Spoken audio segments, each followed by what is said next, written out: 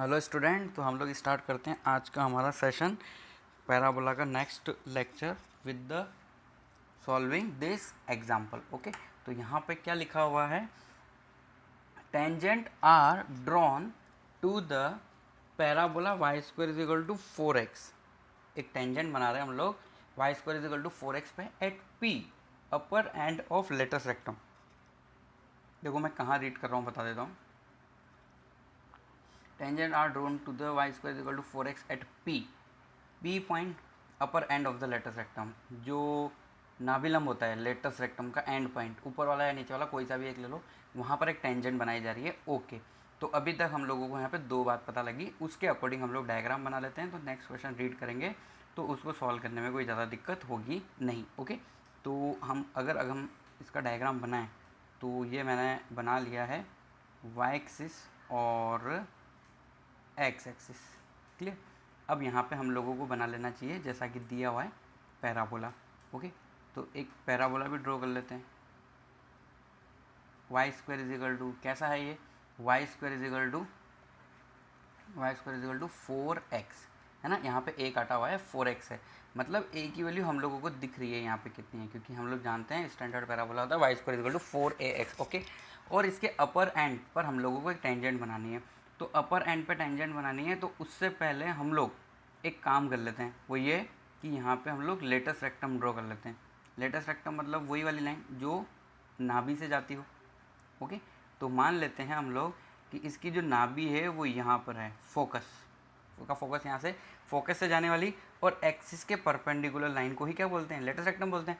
अब latus rectum का जो ये एंड पॉइंट है, यहाँ पर हम लोगों को बनानी है एक लाइन, टेंजेंट लाइन। ओके, तो टेंजेंट लाइन भी ड्रॉ कर लेना चाहिए हम लोगों को।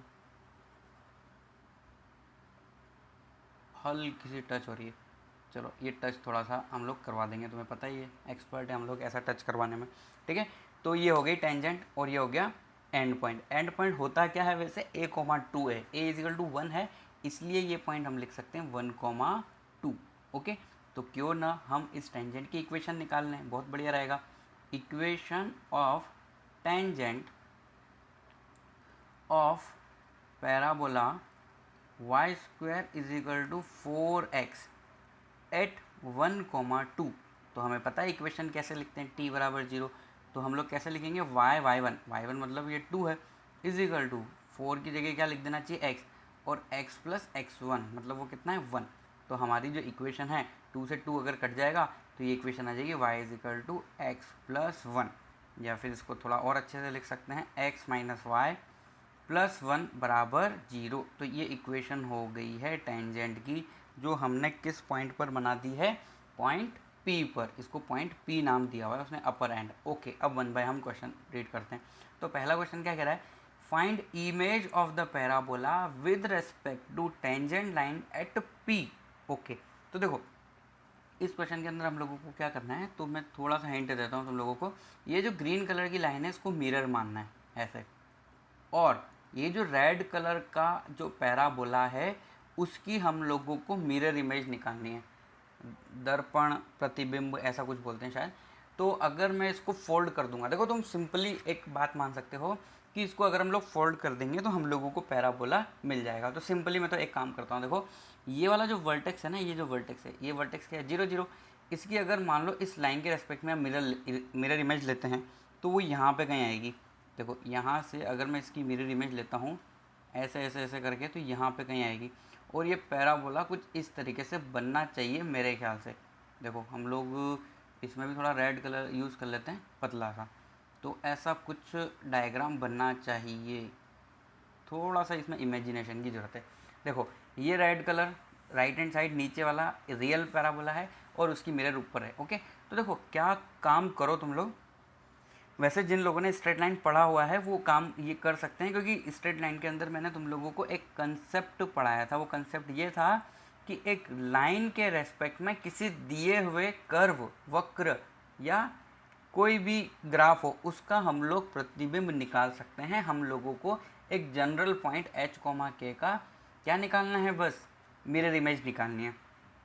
सिंपल सी बात है। तो जैसे कि मान लो अगर मैं ये 0,0 जो है इसकी मिरर इमेज इस लाइन के रेस्पेक्ट में निकालूंगा तो याद है एक फॉर्मूला हुआ करता था x माइनस एक्स वन, अब या x माइनस एक्स वन नहीं तो अल्फ़ा के रूप में शायद हम लोगों ने पढ़ा था इसको, x minus alpha upon x1 या फिर a होता था इधर, is equal to y minus beta upon b is equal to a x1 plus b y1 plus c upon a square plus b square.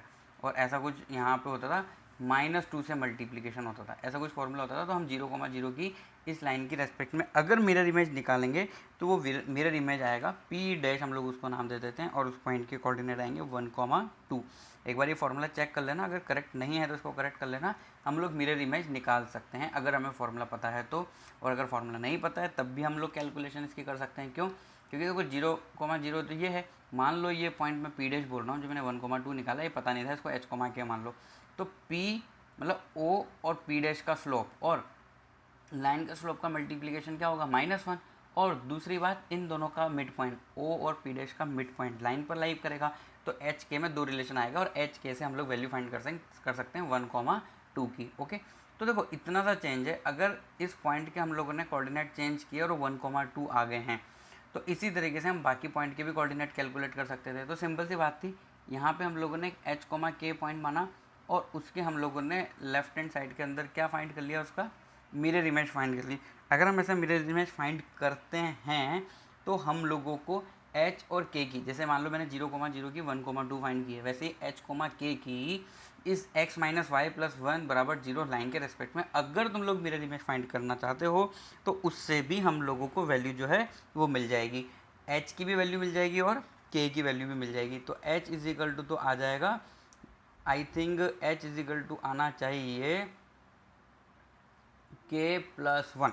जैसे कि देखो वैसे मेरे पास एक शॉर्टकट भी है इसका, जब भी लाइन की हम लोगों को इक्वेशन पता होती है ना तो हम लोग क्या कर देते हैं, देखो ये h और k तो हटा दो, इसकी जगह बहुत ही सिंपली कैपिटल X की वैल्यू मान लेते हैं। यहाँ से x की वैल्यू निकालो, देखो कितनी आएगी, y माइनस 1 आएगी बिल्कुल। इसी तरीके से अगर मैं वहाँ से y की वैल्यू निकालना चाहूँगा तो कितनी आएगी, x प्लस 1 आएगी। बस तुम्हें दिए हुए इक्वेशन में x और y रिप्लेस कर देना है, जहाँ x था वहाँ y माइनस 1 आ जाएगा और जहाँ y था वहाँ x प्लस 1 आ जाएगा। तो हमारा न्यू पैराबोला की इक्वेशन आ जाएगी हमारे पास। न्यू पैराबोला क्या हो जाएगा, कहाँ गया वो पुराना वाला पैराबोला, ऊपर की तरफ लिखा हुआ है y square is equal to 4x। Y square नहीं लिखना है, उसकी जगह क्या लिखना है, वाई की जगह x प्लस 1 आ गया। क्या आ गया भाई, x प्लस 1 का whole square is equal to हम लोग लिख सकते हैं। अब हमें क्या करना है, 4 तो अपनी जगह बिल्कुल है, अब x की जगह y माइनस 1 लिख देना है सिंपली, तो y माइनस 1। तो ये आंसर हो गया हमारा। तो जो ऊपर रेड कलर में मैंने लाइट कलर में जो पैराबोला बनाया है उसकी इक्वेशन आ गई हम लोगों के पास। अब देखो हमें नेक्स्ट क्या फाइंड करना है, radius of the circle touching the parabola at P and passing through the focus. Okay, focus से जाने वाला और P पे टच करने वाला हम लोगों को क्या निकालना है, सर्कल की इक्वेशन निकालनी है। तो देखो कर सकते हैं हम, इसमें हमें कोई दिक्कत नहीं है। अगर डायग्राम देख के करना है तो मैं डायग्राम दोबारा से बना लेता हूँ ताकि हमें ऊपर नीचे नहीं करना पड़ेगा बार बार।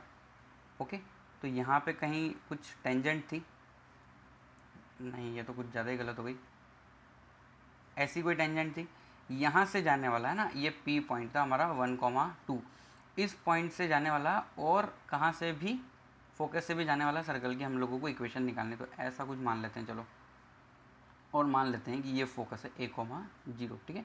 तो इस रेड वाले सर्कल की इक्वेशन हम लोगों को कैलकुलेट करनी है। अब इसको मैं कैलकुलेट करूँगा s प्लस लैम्डा l बराबर 0 वाले कंसेप्ट से। वो कैसे, अब देखो ये जो l है ना ये तो हो जाएगी टेंजेंट, और जो ये s है ना ये पॉइंट सर्कल है, पॉइंट सर्कल एट P। तो P पॉइंट हमें पता है, तो P पॉइंट पे पॉइंट सर्कल की इक्वेशन क्या होगी भाई, x माइनस 1 का whole square plus y minus 2 का होल स्क्वायर इजिकल टू 0 होता है। ओके, तो प्लस लैम्डा लाइन, अब लाइन की इक्वेशन ऊपर से कॉपी पेस्ट कर लो। तो लाइन क्या थी, x minus y plus 1, x minus y plus 1 बराबर 0। ओके, अब देखो ये हम लोगों ने सर्कल की इक्वेशन कैलकुलेट कर ली है, यही हमें सर्कल फाइंड करना था। और इसके बारे में एक इन्फॉर्मेशन है कि ये फोकस से जा रहा है और फोकस होता है 1,0, a की वैल्यू है 1, इसलिए फोकस जो है पासेस थ्रू, इसके लिए मैं क्या लिख सकता हूँ, पासेस थ्रू फोकस दिया हुआ है ऐसा, और फोकस क्या है 1,0 है ना, a,0 फोकस होता है और a की वैल्यू 1 है, तो a,0 इस इक्वेशन को सेटिस्फाई करेगा। तो अगर मैं x बराबर 1 रखता हूँ तो 1 - 1 का होल स्क्वायर, ये वाली तो वैल्यू होगी 0, और y की वैल्यू रखता हूँ तो 0 - 2 का होल स्क्वायर, तो ये हो जाएगा 4 प्लस लैम्डा x मतलब 1, y मतलब 0 प्लस 1 हो जाएगा बराबर 0, तो ये कितना हो गया 0 4। तो यहाँ पर लैम्डा इज इक्वल टू हम लोगों के पास मिला -4/2, इसका मतलब लैम्डा आया -2। अब लैम्डा इज इक्वल टू -2 यहाँ पे पुट कर दो तो हम लोगों को सर्कल की इक्वेशन मिल जाएगी, है ना। तो ये क्या हो जाएगा x - 1 का होल स्क्वायर, x - 1 का होल स्क्वायर प्लस y - 2 का होल स्क्वायर प्लस यहाँ पे -2 लैम्डा की वैल्यू, क्लियर। और ये क्या था x - y प्लस 1 बराबर 0। अब इसको हम लोग सॉल्व कर लेते हैं और इसकी हम लोगों को रेडियस फाइंड करनी है, क्लियर। तो ये क्या हो जाएगा x² प्लस y², इसको पहले लिख देते हैं, ठीक है, -2x प्लस 1 प्लस 4 - 4y, ठीक है। अब इस -2 को सबके साथ मल्टीप्लाई कर लेते हैं, तो ये कितना कितना हम लोगों को वैल्यू देगा -2x प्लस 2y -2 बराबर 0। ओके, तो ये इक्वेशन हो जाएगी x² प्लस y² सिंगल ऐसे ही रहेंगे, -2x और -2x मिलके कितना हो जाएगा -4x। इसी तरीके से -4y और ये मिलके कितना हो जाएगा -2y, और कांस्टेंट कहाँ कहाँ है 1 + 4 और -2, तो 1 + 4 हो गया 5 - 2 + 3 इज इक्वल टू 0। ओके, तो यहाँ पे हम लोगों को इसका सेंटर पता लग गया, सेंटर कितना है 2,1। ओके, तो अगर हम रेडियस भी इसकी फाइंड करना चाहें, रेडियस, ओके, तो रेडियस अगर हम इसकी फाइंड करें तो क्या हो जाएगा √g², √g² मतलब -2 का स्क्वायर 4 प्लस -1 का स्क्वायर मतलब 1 - 3, इस तरीके से कुछ वैल्यू रहेगी। तो ये कितना हो जाएगा 4 + 1 5 5 - 3 √2, तो √2 रेडियस आ रही है भाई इसकी, ठीक है। इतना सा हम लोगों को सॉल्व करना था क्वेश्चन नंबर 2 के अंदर। अब देखो क्वेश्चन नंबर 3 क्या है। क्वेश्चन नंबर 3 है find the area of bounded by tangent line x axis and the parabola. शायद ये अभी के लायक कोर्स में नहीं है सॉल्व करने वाला, फिर भी देख लेते हैं, अगर होगा तो कर लेंगे। Area bounded by tangent, okay, तो रेड कलर से चेंज करते हैं हम इसको, ब्लू कलर में चेंज कर, ओह सॉरी इसको हम लोग हाईलाइट कर लेते हैं, चलो ठीक है।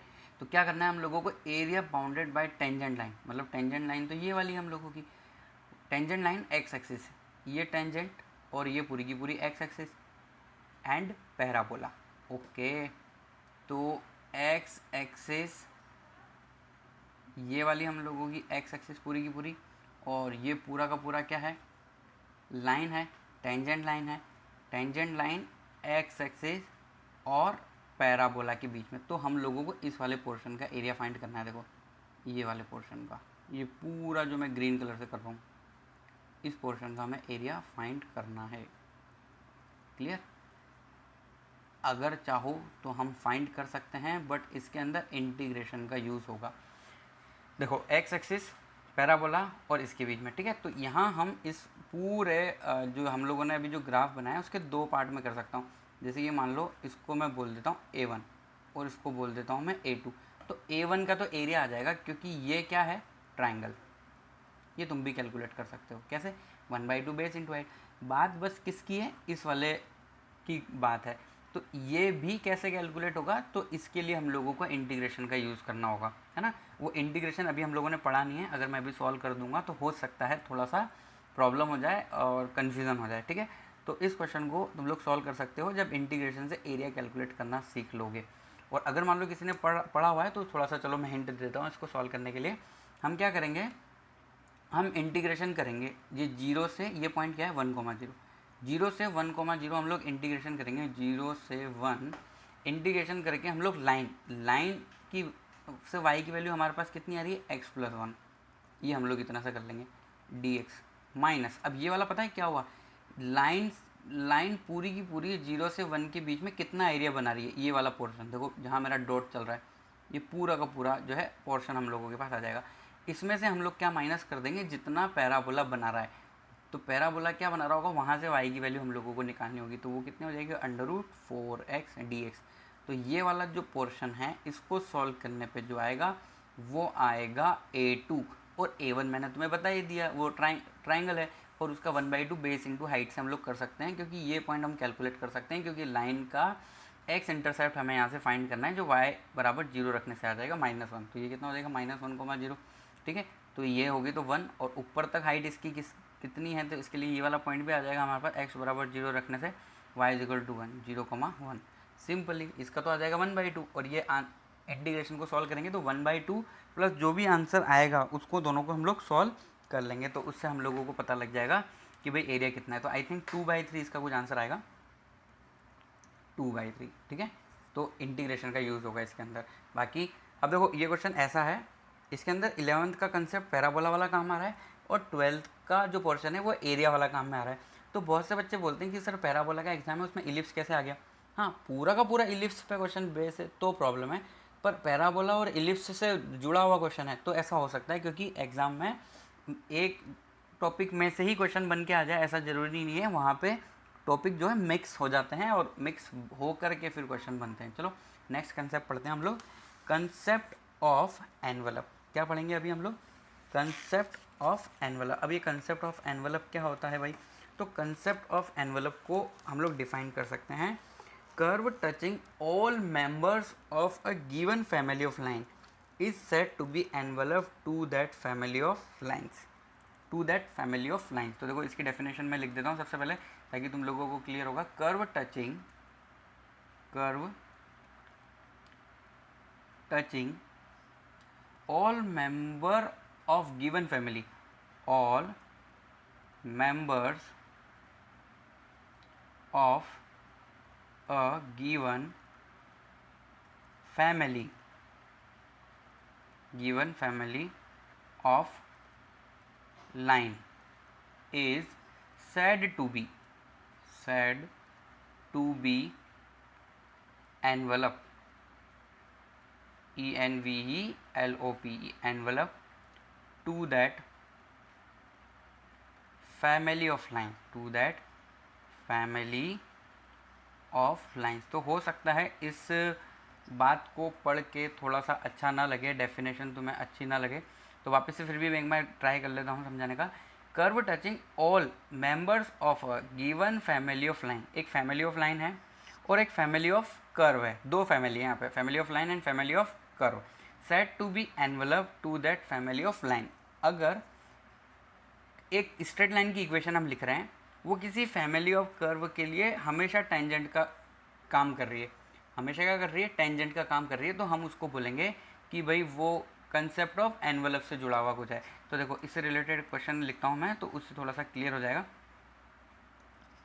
हमें फाइंड करना है, फाइंड द एवरी टचिंग, या फिर हम लोग बोल सकते हैं find the equation of touching of family of line y = mx + a/m।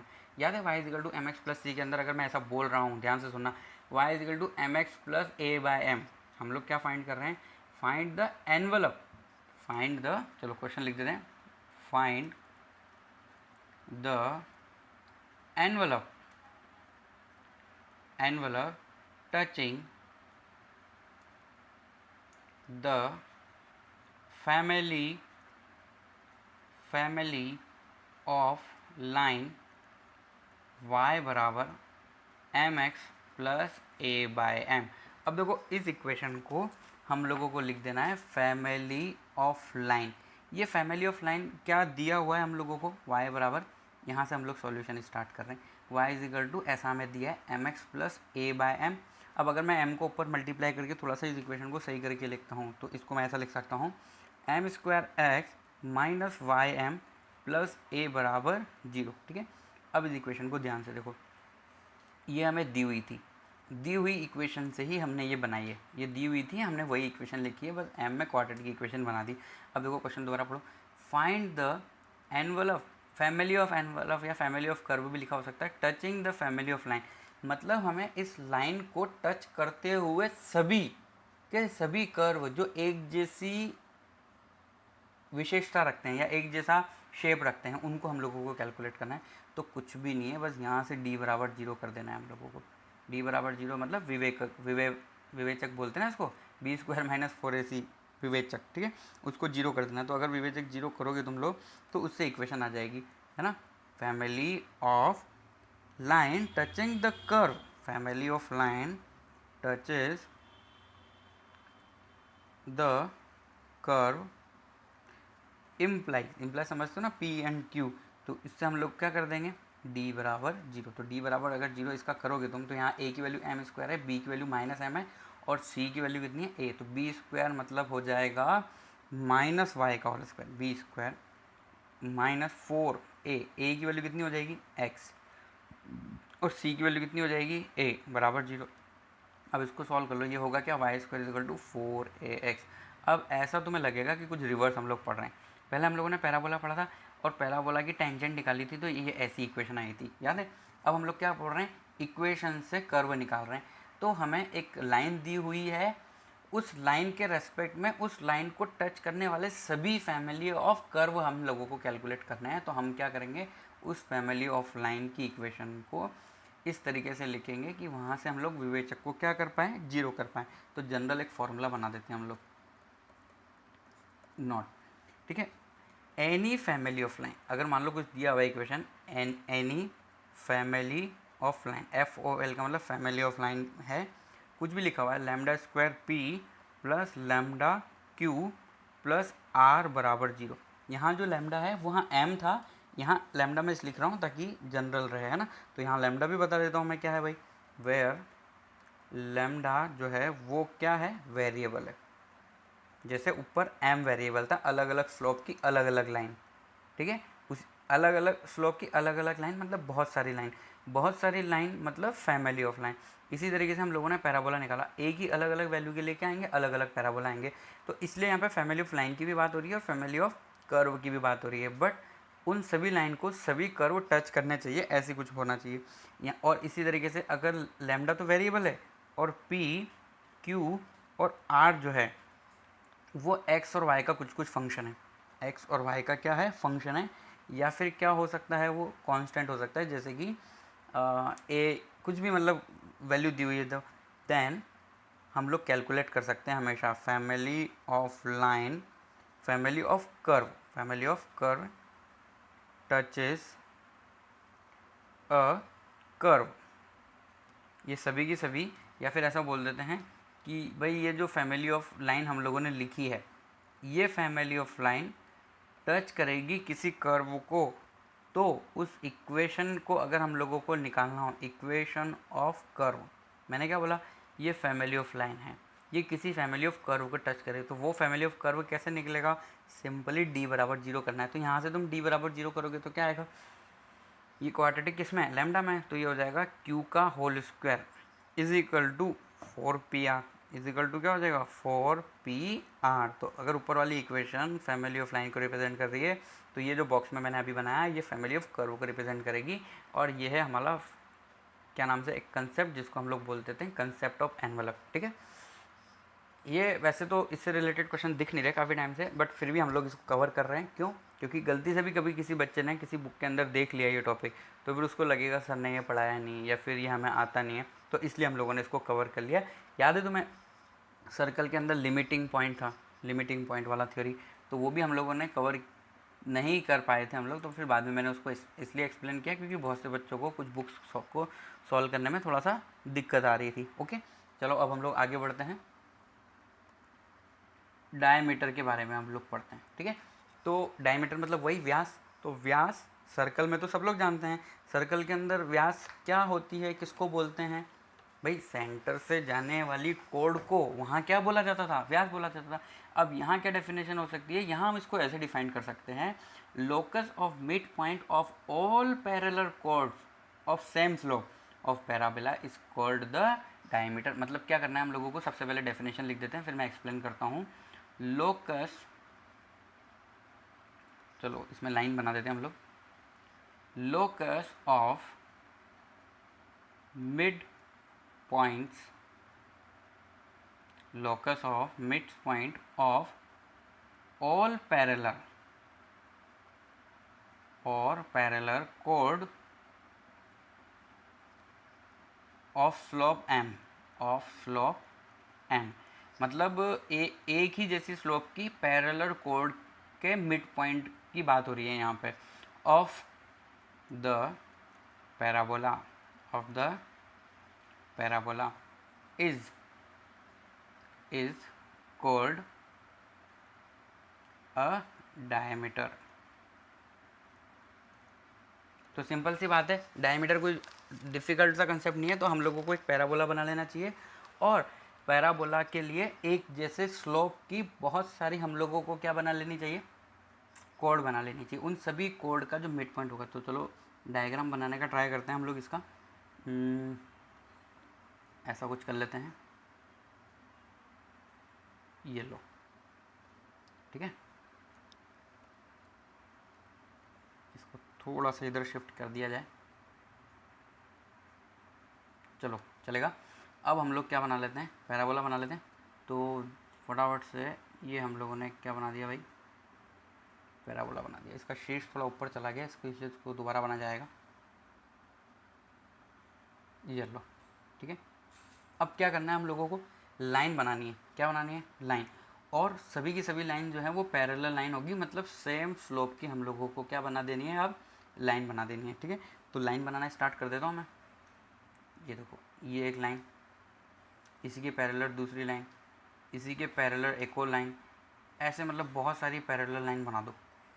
ये सब पैरेलल लाइन है ना। ऐसा मत सोचना कि ये कोड ही नहीं है ना, वो जो पैराबोला है वो इनफाइनाइट तक जाता है। कहाँ तक जाता है भाई, इनफाइनाइट तक, है ना। हम लोग बनाते छोटा सा ही हैं। तो देखो यहाँ पे बात क्या है, तो यहाँ पे इतनी सी बात है कि इन सब के मिड पॉइंट से जाने वाली लाइन का, इन ये जितनी भी ब्लू कलर की लाइन है ये कोड है, इन सभी कोड के मिड पॉइंट से जाने वाली एक लाइन, उसको हम लोग बोलते हैं व्यास। क्या बोलते हैं, व्यास। तो देखो हम लोग व्यास बना देते हैं, ये लो, ये मैंने व्यास बना दिया। इसका मतलब क्या हुआ, ये जो है ये मिड पॉइंट है इस कोड का, ये मिड पॉइंट है सेकंड नंबर की कोड का, ये सब के सब, ये जितने भी हैं ये सब क्या है, मिड पॉइंट। और इसको हम लोग बोल देते हैं डायमीटर। क्या बोल देते हैं, डायमीटर, ठीक है। तो डायमीटर क्या होता है भाई, डायमीटर।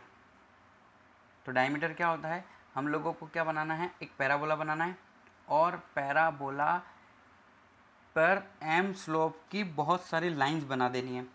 तो सभी की सभी लाइन जब हम बनाएंगे तो उन सब के मिड पॉइंट को अगर हम मिलाएंगे तो एक लाइन मिलेगी हमें। तो जो लाइन मिलेगी हमें उसको हम लोग बोलते हैं diameter of the parabola. Clear, इतनी सी बात हो गई। अब हम लोग अब डायमीटर की इक्वेशन कैलकुलेट करने का ट्राई कर लेते हैं, ठीक है।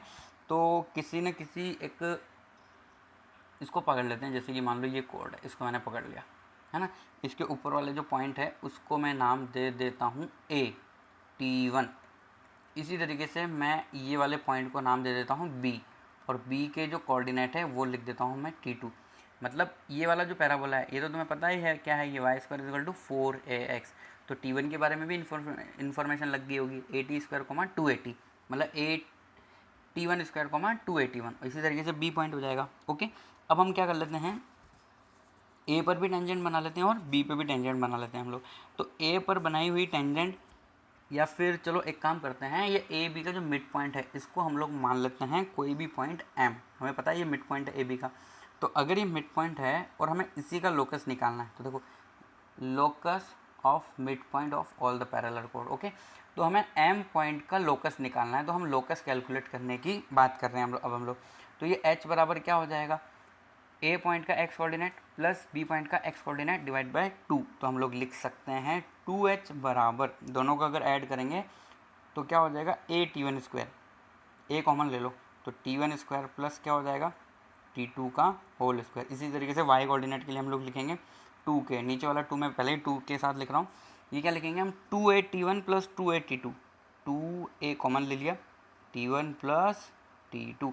तो बताओ ये क्यों लिखा, क्योंकि एम पॉइंट ए और बी का क्या है, मिड पॉइंट है। ओके, अब देखो एक बहुत ही अच्छी बात, ए बी जो है वो क्या है, कोड है। और वो कोड है कौन सी, कोड है joining of T1 and T2। हमें पता है T1 T2 दो पॉइंट पैराबोला पे हैं, उनको मिलाने वाली कोड का हम लोगों ने स्लोप पहले ही निकाला हुआ था। वो कितना होता था, सेशन याद करो, 2/T1 प्लस T2, ठीक है। अब क्या करो, ये यहाँ पे पुट कर दो, तो इन दोनों इक्वेशन से हम लोग पैराबोला के डायमीटर की इक्वेशन लिख सकते हैं। और वो इक्वेशन क्या आ जाएगी, y बराबर 2a/m, ये इक्वेशन आ गई। ये किसकी इक्वेशन है, equation of diameter, equation of diameter, ठीक है। देखो ना, यहाँ से T1 प्लस T2 की वैल्यू ऊपर रख दो, यहाँ से T1 प्लस T2 की वैल्यू इसमें रख दो, ऑटोमेटिकली एक 2 से 2 कट जाएगा और एक 2 इधर राइट हैंड साइड के अंदर हम लोगों के पास बच जाएगा, ठीक है। अब इसके अंदर हम लोग कुछ और भी पॉइंट्स पढ़ते हैं, जैसे कि सपोज करो अभी मैं तुमसे बात कर रहा था कि ए पर हम लोग बनाने वाले हैं टेंजेंट। क्या बनाने वाले हैं, ए पे टेंजेंट, तो इसमें ग्रीन कलर यूज़ कर लेते हैं। जैसे ए पर मैंने ये टेंजेंट बना दी, इसी तरीके से बी पे भी एक टेंजेंट बना दो, बी पे भी एक टेंजेंट बना दी हम लोगों ने। तो ए पर टेंजेंट और बी पे टेंजेंट का जो इंटरसेक्टिंग पॉइंट है उसको हम लोग बोल रहे हैं आर पॉइंट। क्या बोल रहे हैं, आर पॉइंट, क्लियर। अब क्या करें भाई, तो ये आर पॉइंट के कोऑर्डिनेट हम लोगों को पता होना चाहिए। हम लोगों ने पहले भी निकाला हुआ है कि अगर हम T1 और T2 को मिलाने वाली कोड के एंड पॉइंट पर टेंजेंट बनाते हैं तो टेंजेंट का इंटरसेक्टिंग पॉइंट क्या होगा, ठीक है। तो आर पॉइंट के कोऑर्डिनेट हम पहले भी कैलकुलेट कर चुके हैं। तो आर पॉइंट का कोऑर्डिनेट हम लोगों ने कैलकुलेट करके पहले लिखा था, तो अगर याद है तो ठीक है, नहीं तो अभी देख लो वापस से, जैसे पहले देख के छोड़ दिया था वैसे। ए T1 T2 कॉमा ए T1 प्लस T2, देखो मैंने तुम लोगों को बताया था कि आर पॉइंट का जो एक्स कोऑर्डिनेट होता है वो क्या होता है, दोनों के वाई याम का GM, और ये वाला क्या होता है, GM और AM से रिलेटेड कुछ बातें यहाँ पे हम लोगों ने देखी थी। तो इसका मतलब अब हम लोग आर पॉइंट को ऐसे लिख सकते हैं, ए T1 T2 कोमा 2a/m, ऐसा हम लिख सकते हैं, ठीक है। अब देखो एक यहाँ पे और इम्पोर्टेंट बात, अब हम लोग क्या कर लेते हैं, जैसे कि सपोज़ करो ये हम लोगों ने यहाँ पे बहुत सारी कोड बनाई हुई है, सब के सब कैसे कलर की है, ब्लू कलर की है। अब है ना, इस ब्लू कलर के ही पैरेलल, ब्लू कलर ले लेता हूँ, ये चलो ग्रीन ही रहने दो, इसके पैरेलल एक टेंजेंट बनाते हैं हम लोग, इसके है क्या नाम से, पैराबोला के लिए। ये थोड़ा सा यहाँ से चपटा हो गया, कोई दिक्कत नहीं है, ऐसे इसकी मैं बात कर रहा हूँ ये, और इसका जो टचिंग पॉइंट है वो यहाँ पे कहीं होगा, ऐसा हम कुछ मान लेते हैं, ठीक है। तो इसका भी स्लोप मैं क्या मान रहा हूँ, m मान रहा हूँ, और ये जो पॉइंट है ना, ये वाला, इस वाले पॉइंट को हम लोग नाम दे रहे हैं q। क्या नाम दे रहे हैं, q। तो अगर मैं इसको नाम दे देता हूँ q, तो q पॉइंट के कोऑर्डिनेट हम लोग कैलकुलेट कर सकते हैं। तो q पॉइंट के कोऑर्डिनेट देखिए क्या आएंगे, वही तो बात है, q पॉइंट के कोऑर्डिनेट a/m² कोमा 2a/m। अब तुम सोच रहोगे कैसे, तो इसके बारे में हम लोग एक बात लिख लेते हैं, ठीक है। तो हम लोगों को याद रखनी है, the tangent at extremities of diameter of parabola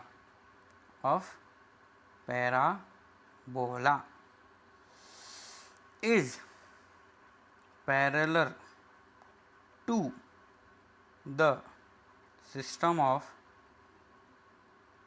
chord